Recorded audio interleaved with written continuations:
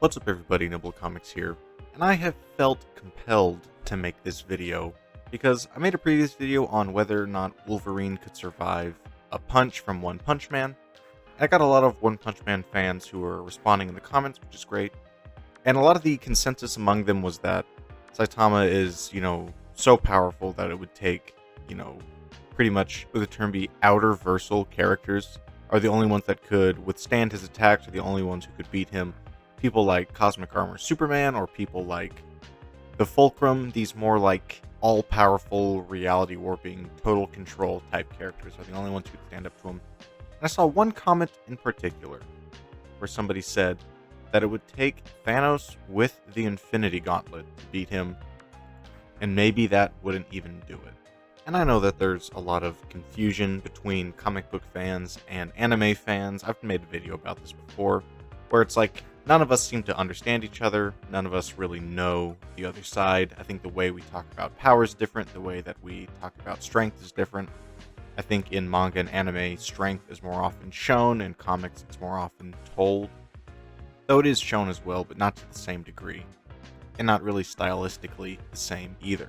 But these One Punch Man fans need a reality check. And it's been like that since the very beginning, I know. It's been like that since the character came about, that you need a reality check, okay? Because first of all, take Marvel, who I'm more familiar with.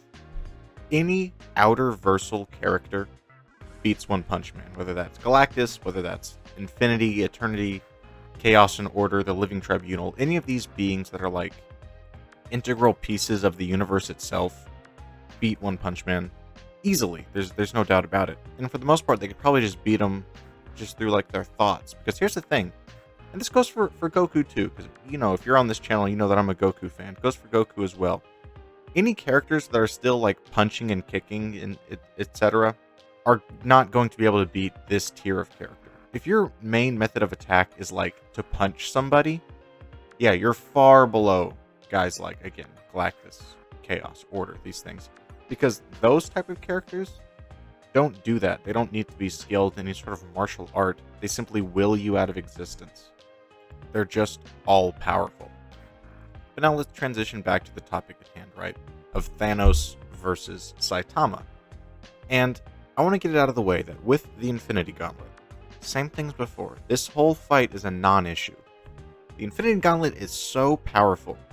I think maybe the movies or whatever didn't do it justice, but with the Infinity Gauntlet, Thanos is one of the most powerful characters in all of fiction, likely, right?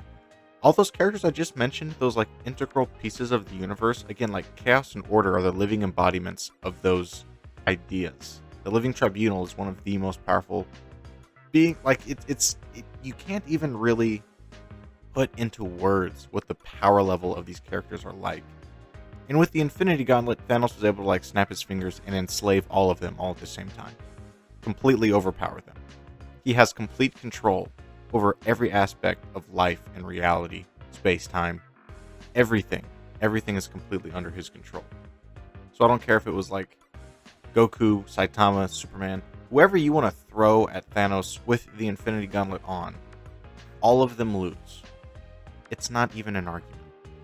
But what I'm here to say, and what will certainly upset people, I assume, is that Thanos beats Saitama without the Infinity Gauntlet relatively easily.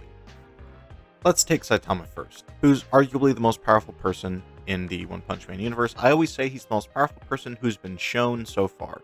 I know technically, like, God is a character, but I don't think we fully know the power level of this character, right? So, as far as power level that has been shown, One Punch Man Saitama is number one. We saw him at his most powerful when he was fighting Cosmic Fear Garo, particularly after Genos was killed, and then the fight really ramped up from there. The notable feats that we saw from this fight was, one, of course, Saitama threw a serious punch. Garo responded by, copying his moves and threw his own serious punch. And the impact of those two hits was said to be able to destroy the planet, so they got teleported away. And then whenever their hits collided, it shot like a beam of energy that redirected, and that beam of energy destroyed an entire cluster of stars, and we assume star systems, right? And that's probably the number one feat in the entire series that I know of so far. Maybe there's something that like came out yesterday that I don't know about. But everything that I've seen so far, that's the biggest feat. But also we saw One Punch Man be able to just with one hand rip up and destroy the entire surface of a moon. We saw him sneeze and like destroy half of Jupiter. And we see similar attacks in power, probably not quite as powerful, but similar attacks in power being sent back to him, and he's pretty much unscathed, right? And we can see that he's clearly faster than his opponent of Garo here, being able to like catch his fist and stuff casually. And he's clearly much stronger, and it is explained that he's getting exponentially stronger as the fight is going on. So like every punch is more powerful than his last punch. Look, and that's all great. I'm all for that. But again, the most powerful thing we've seen him do, which is no small feat, right, is destroying multiple solar systems at once. Possibly hundreds. So that puts him at a solar system plus multi-solar system level. If you want to say, hey, well, we know he's gotten more powerful. We know each punch is even more powerful than that. It's like, okay, fine, he's galaxy level. If you could say galaxy plus, but again, there's nothing really showing that. You're just assuming that. Which you can do, right, if you want to do that. But in the context of other animes like Dragon Ball Z, and in, Marvel and DC Comics, that's not really that powerful. That's really not that impressive at all compared to some of these other characters. But in the context of One Punch Man, it was extremely impressive, and I think narratively they really tell you that. They show that a lot better than most comics do of like showing the power of this person. And so I totally get how it seems like this is some insurmountable character. And the thing you always hear is, well, the whole point of the character is that he's like a meme character, essentially. His whole thing is that he's more powerful than everybody else. And it's like, yes, that's totally true. He is more powerful than everybody else in the One Punch Man universe. If we step outside One Punch Man, throw him in Marvel, put him up against Thanos, it's like Thanos casually wipes the floor with multiple Galaxy Plus, like standard Galaxy Plus high-end Universal characters like Thor, like Hulk, like Silver Surfer, like Ego the Living Planet. He's taking hits from the Cosmic Cube, which is like a multiversal level weapon. He's taken hits from Galactus. He survived being sucked inside a black hole with minimal damages. He's fought Ego the Living Planet.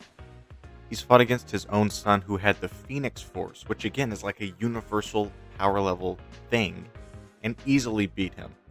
He took a scream directly from Black Bolt, which again, a whisper from Black Bolt could probably KO like a standard Hulk. He took a point-blank scream from the guy and it gave him a bloody nose. I mean, this dude's tangled with Odin, who is a Galactus-level character as well. He survived multiple reality and universe-ending things. He always just comes back because I guess he's just that much of a badass. He's fought and enjoyed the fight with Thor, who had the Power Stone, making him exponentially more powerful. And in this one comic here, we do see Thanos fighting alongside many of the heroes, and Annihilus is shooting this beam down at him, and it's one-shotting like Hyperion, one-shotting people like Thor, one-shotting Gladiator, these Superman-level characters, right? And yet Thanos is over here tanking 2, 3 plus attacks from this thing. I mean, it's clear that he is so far above the typical most powerful heroes of the Marvel Universe, right? Like, easily defeating Thor, one-shotting Captain Marvel, yada yada. And these characters are not just, like, street-level nobodies, right? These are people who are, again, galaxy-level consistently at their base. And kind of like I harp on Superman, right? There's sort of high-end feats and low-end feats, and then kind of what they are consistently. And yeah, consistently probably galaxy level, galaxy plus, with some low-end feats, and then some high-end feats that are definitely universal or multiversal. And base Thanos is consistently above them.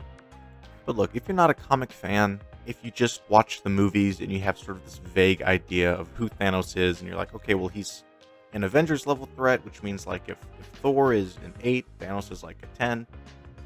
And you think, well, like, oh, Thor could crush a planet with his hammer. That means that Thanos is above that. It's like, that is so underrepresentative of the truth about these characters. And again, if you're not a comic fan, it's not your fault that you don't know this stuff.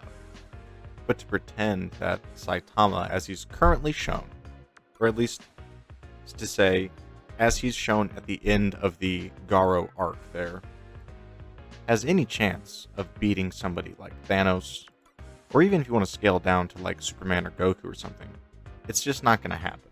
And I know we haven't seen the character's limit, there probably is no limit. At some point, he's probably going to like be able to one punch a universe or something like that. And then whenever he's at that level, that's another conversation, right? But as he's shown right now, leaving your headcanon out of it, like how the character's shown, his most impressive feats that have been shown, are just, they're nowhere close to touching somebody like Thanos.